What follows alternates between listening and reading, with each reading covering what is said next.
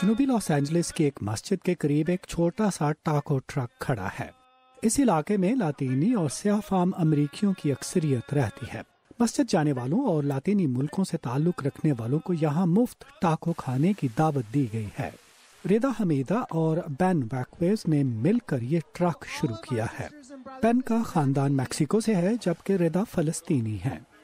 दोनों सन 2015 में मिले और दोनों ने इन बड़ी कम्युनिटीज को मुत्तहिद करने के लिए कुछ करने का फैसला किया, जिन्हें इम्तियाजी सलूक और इमिग्रेशन के मसाइल का सामना है।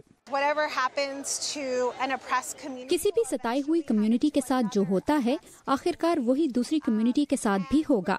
हम पहले ही उन लोगों के खिलाफ जद्दोजहद कर रहे हैं जो हमें पुरस्कार बनाकर पेश करने और हमारे हौसले को तबाह करने की कोशिश कर रहे हैं। जब हम एक दूसरे के साथ खाना खाते हैं और एक दूसरे के साथ बात करने के काबिल होते हैं तो इस बाहमी तासुब को दूर कर लेते हैं जो दूसरों ने हम पर मुसल्लत की है। उन्होंने टाको ट्रक का ये मंसूबा सन 2017 में शुरू किया था। उस वक्त से अब तक ये लोग 30,000 से ज्यादा टाको तकसीम कर चुके हैं और 8,000 से ज्यादा लोगों को खाना फराहम कर चुके हैं। लेकिन उनका ट्रक सिर्फ खाना नहीं बल्कि इससे कहीं ज्यादा कुछ फराहम करता है।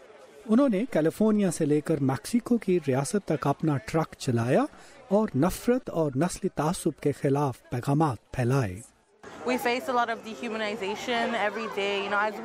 हम हर रोज गैर इंसानी सलूक का सामना करते हैं। खातून होने के नाते, डाका प्रोग्राम से इस्तेफादा करने के नाते, स्याफाम होने के नाते, और जानते हैं कि दूसरी कम्युनिटीज के साथ भी यही कुछ हो रहा है।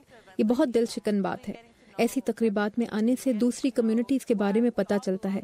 ये भी मालूम होता है कि हम क्यों यहाँ हैं और हमें क्यों यहाँ मौजूद होना चाहिए।